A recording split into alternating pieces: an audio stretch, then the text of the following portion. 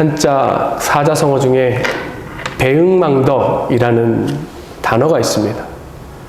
근데 우리가 흔히 배응망덕하면 은혜를 원수로 갚은 사람들, 배신한 사람들만 생각할 수 있는데 그것보다 이 뜻의 범위는 더 넓습니다. 이 배응망덕의 뜻은 무엇인가 하면 은혜를 등에 지고 덕을 잇는다 라는 뜻이 있습니다. 그러니까 은혜를 잇는 것 자체도 배은망덕이다 라고 볼 수 있는 거예요. 그렇죠. 우리 주변에도 그런 일들 겪을 때 있죠. 어려움이 있어서 찾아오고 도와주세요 뭐 이렇게 하는 분들이 있습니다. 성심성의껏 도와드리죠. 그런데 그 도와드렸던 거를 나몰라 하고 그 상황이 호전되면 쳐다보지도 않고 연락도 안 하고 그럴 때가 있습니다. 그때 마음이 어떨 것 같아요? 굉장히 서운하겠죠. 사실 우리 하나님이 그와 같은 서운함을 가지고 계실 것 같습니다. 우리가 은혜가 필요할 때는 하나님 앞에 부르짖고 하나님 도와주세요, 살려주세요 하는데 조금 삶이 괜찮아지면 하나님께 잘 찾아 나서지 않는 때가 있는 것 같습니다. 우리가 혹시 그런 상태에 머물고 있는 것은 아닌지 오늘 이 아침 한번 생각해보고 또 돌이켜야 할 것이 있으면 돌이키며 나아갔으면 좋겠습니다. 오늘 본문을 보니까 룻이 엄청난 은혜를 받는 것을 우리가 볼 수 있습니다. 야, 어떻게 이렇게 큰 은혜를 받을 수 있을까라고 생각이 듭니다. 그리고 룻은 그 은혜를 자기만 누리는 것이 아니라 그것을 가지고 와서 시어머니와도 함께 누리죠. 그래서 이 고부가 함께 기뻐하는 것을 오늘 본문을 통해서 보았습니다. 그런데 오늘 본문에서 보니까 여기서 멈추지 않아요. 이 룻도 그렇고 또 나오미도 그렇고 이 은혜에서 멈추는 것이 아니라 더 풍성한 은혜 속에 나아가고자 이렇게 한 걸음 떼는 것을 우리가 볼 수 있습니다. 오늘 본문을 통하여서 어떻게 이와 같이 나아갈 수 있는지에 대해서 함께 살펴보기를 원합니다. 먼저 14절에서 16절까지 보면 룻이 얼마나 놀라운 은혜를 경험했는지를 볼 수 있습니다. 식사할 때 보아스가 룻에게 이르되 이리로 와서 떡을 먹으며 내 떡 조각을 초에 찍으라 하므로 룻이 곡식 베는 자 곁에 앉으니 그가 볶은 곡식을 주매 룻이 배불리 먹고 남았더라.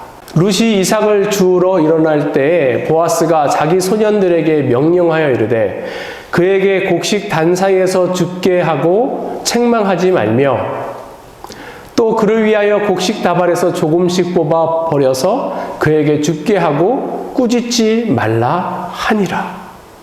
지금 룻이 받은 은혜입니다. 먼저 밥을 먹을 때 룻이 뭐 밥 먹을 거 도시락 챙겨 왔겠습니까? 아침도 거르고 그렇게 왔겠지요. 그런데 오늘 이 보아스가 룻에게 이 앞에 와서 같이 밥을 먹자라고 이야기합니다. 이 엄청난 여기에 은혜가 있는 거예요. 그것이 무엇인가 하면 사실 어디에 앉는가가 굉장히 중요한 것입니다. 룻은 이방 여인이에요. 이스라엘의 법에 따르면 이방 사람이랑 같이 밥을 먹으면 안 됩니다. 그런데 보아스가 이 룻으로 하여금 자기의 그 품꾼들처럼 여기면서 그 자리에 와서 함께 밥을 먹으라 라고 이야기해요. 그리고 그 밥이 배불리 먹고 남을 만큼 풍성하게 주었습니다. 이게 얼마나 큰 은혜인지 모르겠습니다. 우리가 가끔 어느 자리에 가면 진짜 뭐 꽂아 놓은 보리자루 마냥 뭐 내가 여기에 있어도 되나 안 되나 막 그렇게 할 때가 있죠. 근데 만약에 누군가가 이리로 와서 여기 상석에 앉으세요. 여기서 함께 식사 교제합시다. 그러면 우리가 얼마나 그것으로 인하여서 마음이 기쁘겠습니까? 지금 보아스가 룻에게 이와 같은 은혜를 준 거예요. 근데 거기서 멈추는 것이 아니라 또 보아스가 어떤 은혜를 줍니까? 지금 룻은 떨어진 나달을 주우러 온 거잖아요. 근데 보아스가 룻이 더 많은 나달을 주실 수 있게끔 이 품꾼들에게 명령합니다. 가다가 그냥 보리 그 나달을 그냥 막 흘려버려라. 룻이 많이 가져갈 수 있게끔 막 많이 흘려라. 이렇게 이야기한 거예요. 그래서 룻이 그 모든 것들을 다 주울 수 있는 그러한 은혜를 얻었습니다. 이 보아스가 룻을 얼마나 돌보는지를 보게 된 것이죠. 근데 얼마나 하루 동안 주었을까요? 17절 보겠습니다. 룻이 밭에서 저녁까지 줍고 그 주운 것을 떠니 보리가 한 에바쯤 되는지라. 얼마나 된대요? 한 에바 정도 된다. 이 한 에바가 어느 정도의 양일까요? 잘 모르죠. 잘 모르니까 우리가 여기서 감동을 잘 안 하는데, 이 한 에바는 우리가 커스코 가면은 쌀 사잖아요. 그쵸? 그 정도 양입니다. 이 두 여인이 거의 한 달가량 먹을 수 있는 양의 그 나달을 주워 오는 거예요. 어떻게 나달을 주어서 그만큼의 많은 양을 가지고 올 수 있겠습니까? 이것은 보아스가 도와줬기 때문에 얻을 수 있는 그러한 은혜였다는 거예요. 그리고 이 당시에 이 농사할 때 품꾼이 필요하니까 품꾼을 삽니다. 근데 품꾼에게 주는 하루치 품삯이 얼마냐면 이 10분의 1 에바인 거예요. 그러니까 품꾼이 열흘 일해야 얻을 수 있는 것이 이 한 에바입니다. 이제 감이 오시겠죠? 이 여인이 얼마만큼 큰 은혜를 받고 나아갔는지를 지금 보여주고 있는 것입니다. 우리가 지난주에 보아스가 이 룻에게 해준 약속에 대해서 살펴봤어요. 보아스가 이러한 것을 내가 너에게 제공하겠다라고 이야기했는데, 진짜 보아스가 이 모든 것을 다 제공했어요. 오히려 더 넘치고 풍성하게 주었습니다. 이 보아스 안에 있으니까 이 룻이 은혜를 받게 되는 거예요. 근데 이 보아스는 누구를 상징한다고요? 이 보아스는 예수님을 상징합니다. 이 보아스의 이야기가 우리에게 주는 영적인 교훈은 무엇인가 하면, 우리가 예수 그리스도 안에 있을 때 이와 같은 풍성한 은혜를 누릴 수 있다라는 것을 지금 보여주고 있는 거예요. 우리가 소망이 없다, 절망적이다 라고 하는 순간에 그러면 어디로 가야 하는 것입니까? 바로 예수 그리스도를 찾아 나아가야 하는 것이에요. 왜요? 예수 그리스도 안에 소망이 있고 예수 그리스도 안에 이와 같은 풍성한 은혜가 있기 때문에 그렇습니다. 이방 여인이고 과부이고 아무것도 없는 여인을 이와 같이 존귀히 대하는 이 모든 은혜, 이 모든 것이 바로 예수 그리스도 안에서 우리가 누릴 수 있는 은혜라는 사실을 기억하며 나아갔으면 좋겠습니다. 그런데 이보다 더 중요한 것이 있습니다. 그것이 무엇인가 하면, 이 단 한 번의 은혜로 그치면 안 된다는 거예요.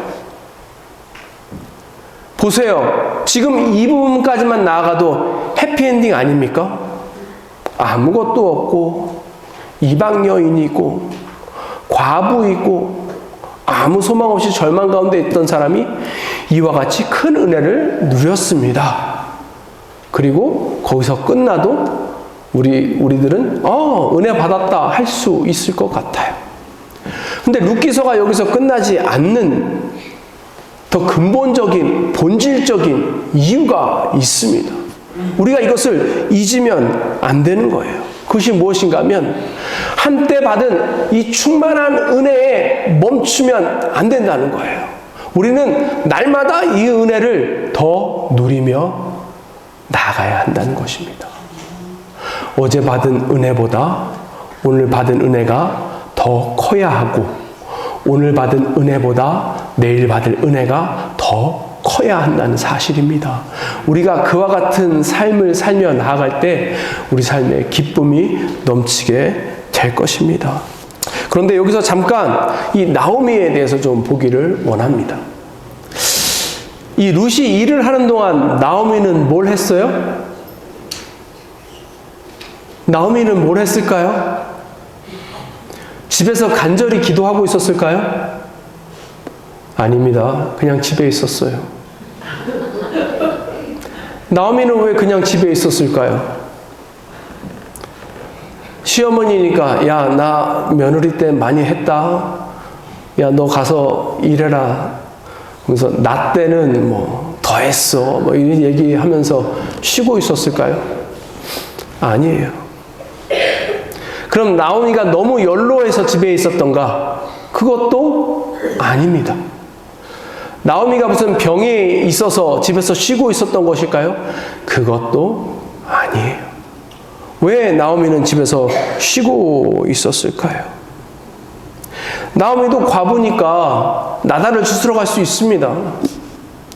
그냥 결과론적으로 보면 나오미도 같이 룻이랑 보아스 거기 밭에 가가지고 나다를 주웠으면 오늘 받은 거에 2배 벌었을 거 아니에요. 그런데 왜 나오미는 거기 가지 않았을까요? 그것은 나오미가 아직 이 쓴뿌리가, 마음의 상처가 치유되지 않았기 때문에 그래요.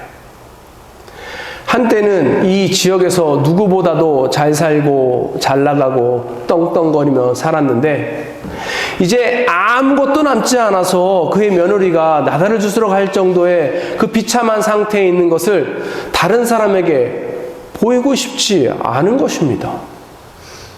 너무 그 모습이 창피한 것이죠. 또 하나는 무엇인가 하면 나오미는 그래서 깊은 영적인 침체에 빠져 있습니다. 이걸 극복을 못하는 거예요. 한때 하나님의 은혜를 받았는데 이제는 하나님의 은혜가 하나도 없고 오히려 우리가 전에 살펴본 것처럼 나오미가 고백하기는 뭐라고 고백합니까? 하나님께서 벌 주셨다. 저주가 임했다. 하나님, 제가 저 잘 살자고 그랬습니까? 어쩌다 보니까 그렇게 했는데 하나님 이와 같이 어렵게 하십니까? 아직까지 하나님과의 관계에서 이 모든 것들이 회복되지 않은 거예요. 우리가 잘 알고 있죠. 나오미가 베들레헴에 돌아오니까 사람들이 뭐라고 얘기해요? 야, 나오미가 왔다. 나오미가 왔다. 근데 나오미 이름의 뜻은 기쁨이란 뜻입니다. 그러니까 나오미가 뭐라고 얘기하냐면 그렇게 나를 부르지 말아라. 나는 말하다. 내 인생은 쓰디쓴 그런 아주 아픈 그런 상처가 있다. 날 말하라고 불러라. 거기서 아직도 나오미는 회복되지 못한 거예요. 그러니 며느리가 이 나다를 주스러 가는 그 순간에 이 나오미는 집에 앉아서 어쩌면 신세 타령하면서 하나님을 원망하면서 그렇게 있었을지 모릅니다. 근데 하나님께서 이와 같은 나오미도 회복하시기를 원하신 거예요. 그래서 그를 깨어서 회복시키십니다. 19절, 20절 보도록 하겠습니다. 시어머니가 그에게 이르되 오늘 어디서 주었느냐 어디서 일을 하였느냐 너를 돌본 자에게 복이 있기를 원하노라 하니 룻이 누구에게서 일했는지를 시어머니에게 알게 하여 이르되 오늘 일하게 한 사람의 이름은 보아스니이다 하는지라. 나오미가 자기 며느리에게 이르되 그가 여호와로부터 복받기를 원하노라. 그가 살아있는 자와 죽은 자에게 은혜 베풀기를 그치지 아니하는도다 하고 나오미가 또 그에게 이르되 그 사람은 우리와 가까우니 우리 기업을 물을 자 중에 하나이니라 하니라. 이게 무슨 얘기인가 하면 나오미가 보니까 룻이 한 에바 정도 되는 엄청난 그 곡식을 가지고 왔죠. 단 하루 동안 가지고 온 것입니다. 나오미도 알아요. 그 남의 밭에서 나달 몇 개 주워와서 하루 종일 주워오면 얼마 되지 않는다는 거 나오미도 잘 압니다.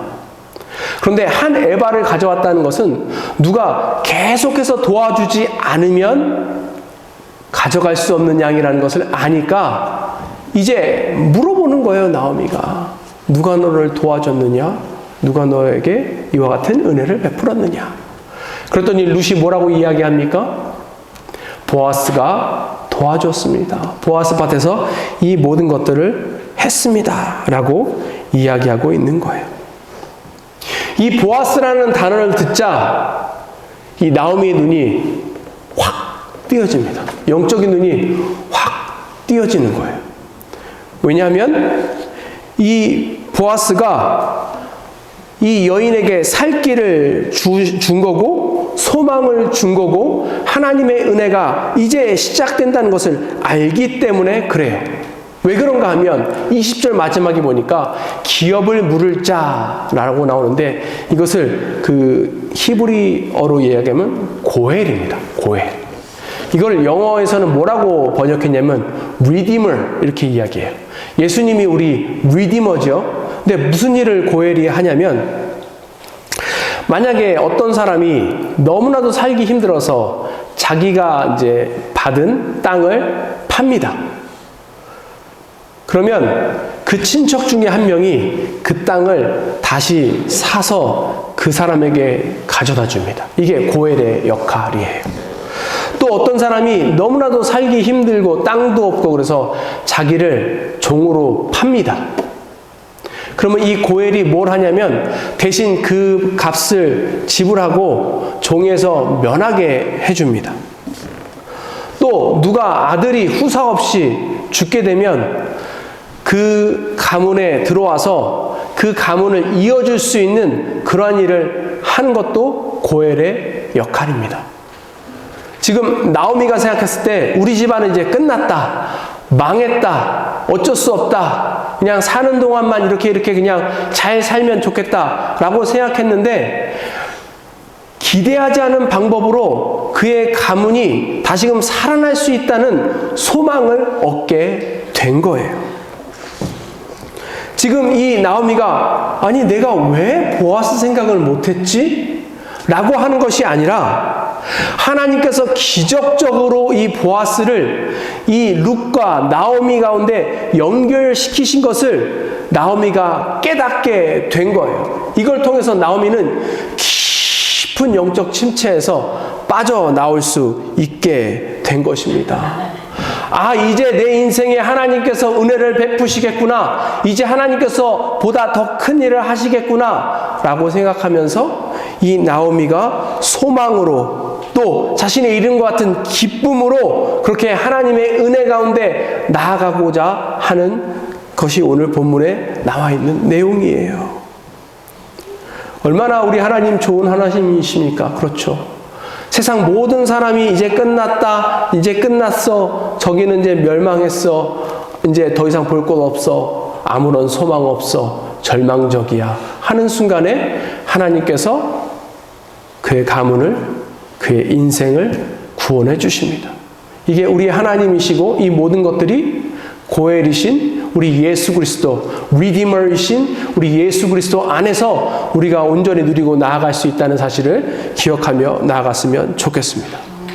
그렇다면 이제 앞으로 나오미와 룻이 어떻게 계속해서 하나님의 은혜 속에 머물게 될까요? 계속해서 우리가 멈추지 않고 하나님의 은혜를 누리며 나아가야 하는데 어떻게 우리가 그렇게 나아갈 수 있을까요? 그것은 너무나도 간단합니다. 뭐예요? 은혜의 자리에 우리가 계속해서 나아가면 돼요. 은혜의 자리에 나아갈 때 우리가 은혜를 받을 수 있기 때문에 그렇습니다. 그래서 오늘 나오미가 룻에게 이야기하지요. 뭐라고 이야기해요? 다른 곳 가지 말고 계속해서 보아스의 그 밭으로 가거라. 그런데 우리가 세상적으로 생각해 보면 보아스의 밭 가지 않고 그 다음 날은 다른 밭에 가도 또 그와 같은 은혜를 얻을 수 있을지도 모른다라고 생각할지도 모릅니다. 왜냐하면 보아스 밭에서 이미 엄청난 양의 그 나달을 주워왔기 때문에 이제 거기 가도 그와 같이 얻지 못할지도 모른다라는 생각이 들 수도 있어요. 또 보아스가 그와 같이 했다는 소문이 들리면 또 어떤 사람은 보아스 흉내내는 사람도 있을 수 있거든요. 그러니까 다른 밭에 가는 것이 훨씬 더 이익이 될 수도 있습니다. 그런데 그렇게 하지 않았어요. 왜요? 보아스 밭에 있어야 더 큰 은혜를 얻을 수 있다는 것을 알기 때문에 그렇습니다. 그러면 그 은혜의 장소에 가서 우리는 어떻게 은혜를 얻어야 하느냐. 여기에 되게 중요한 포인트가 있습니다. 그것이 무엇인가 하면 보세요. 지금 보아스의 밭에서 룻은 특혜를 받았습니다. 특혜를 받았죠. 어떤 특혜를 받아요? 뭐 음식도 좋지만 나달도 많이 뿌려줘가지고 많이 죽게 했어요. 여기에 포인트가 있습니다. 제가 만약에 보아스라면, 그리고 룻을 너무 돕길 원한다면 이 추수 다 끝나고 그냥 룻을 따로 부를 것 같아요. 그래서 뭐 한 대든 두 대든 이렇게 퍼가지고 가져가라. 내가 너의 처지를 안다. 너 우리 친척인 것도 안다. 그냥 가져가라. 이렇게 퍼줬을 것 같습니다. 그렇죠?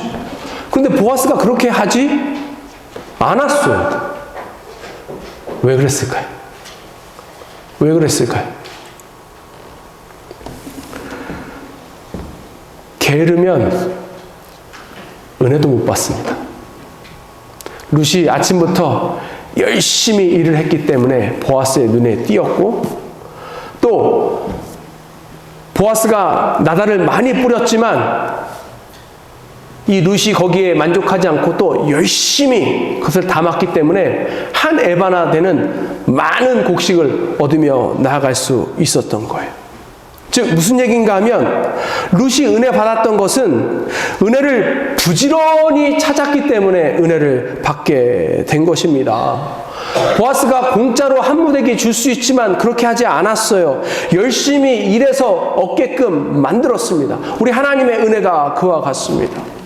아니, 하나님 자녀면 매번 은혜 많이 주셔야 되는 거 아니에요? 어려움 겪지 않게 하셔야 되는 거 아니에요? 필요할 때마다 하나님 도우셔야 되는 거 아니에요? 맞습니다. 하지만 하나님은 은혜를 찾아서 그 은혜 자리 가운데 있는 사람에게 더 큰 은혜를 주시기를 원하는 거예요. 그게 하나님의 방법입니다. 하나님 왜 그러셔요? 저도 잘 모르겠어요. 그런데 그게 하나님의 방법입니다. 그러면 우리는 뭘 해야 돼요? 그 은혜를 받는 자리 가운데 부지런히 나아가야겠죠. 왜요? 그것이 하나님께서 우리에게 풍성한 은혜를 주시는 방법이기 때문에 그렇습니다.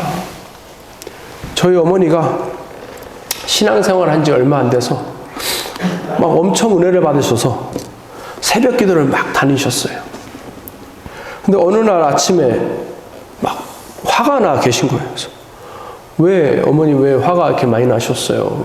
여쭤보니까 그날 늦잠 주무셔가지고 새벽 기도를 못 가가지고 화가 난다는 거예요. 오늘 받을 은혜를 못 받아서 막 화가 난다는 거예요. 그래서 제가 뭐 그러면 또 다른 은혜를 받으시면 되지 뭐 그렇게 하시나라고 어렸을 때 생각한 적이 있었는데, 그와 같은 우리의 은혜에 대한 갈급함이 있어야 됩니다. 우리가 오늘 예배 은혜 받으러 왔잖아요. 우리가 예배 참석하러 왔습니까? 결석하면 하나님 앞에 혼나니까 이 예배 학교 다니듯이 참석하러 오셨습니까? 아니죠. 이 예배 가운데 우리가 은혜를 받아야 합니다. 그렇죠? 풍성한 은혜를 받아야 돼요. 보아하니 어떤 사람은 은혜를 받은 것 같은데 나는 은혜를 못 받았어요. 그럼 억울해야 하는 것 아닙니까? 억울해야죠. 어떤 사람 보니까 요즘 신앙생활 잘하고 기쁨이 가득한 것 같은데 제 마음속엔 그런 게 없다. 그러면 그것을 인해서 한탄하고 그것을 인해서 억울해야 하는 것 아닙니까? 그렇죠. 부지런히 은혜의 장소에 나아가시기 바랍니다. 그곳 가운데 하나님께서 풍성한 은혜를 내려주실 거예요. 어디에 가면 그 은혜를 받을 수 있어요? 예배 가면 받을 수 있는 것이죠. 기도 자리에서 받을 수 있는 것이죠. 말씀 읽으면서 받을 수 있는 것이죠. 이 모든 것들 가운데 간절하게 이 룻과 같이 나달 하나하나가 내 생명이고 내 시어머니의 생명이다라고 생각하면서 나아갔던 것처럼 그렇게 하나하나 그 은혜를 주스며 나아가는 그 마음의 자세로 우리가 나아갔으면 좋겠습니다. 그럴 때 우리 삶이 얼마나 더 풍성해지겠습니까? 얼마나 더 기쁨이 넘치게 되겠습니까? 요즘 제가 조금 신이 많이 납니다. 왜 그런가 하면 큐티 모임이 너무 잘 돼서 그래요. 큐티 모임에서 풍성한 은혜를 나누고 얼마나 좋은지 모르겠습니다. 그 큐티 모임에 참석한 한 권사님은 큐티 모임 하니까 엄청 친해진 것 같다. 전보다 더 친해진 것 같다. 이렇게 이야기해요. 맞아요. 왜요? 은혜를 나눴기 때문에 그렇습니다.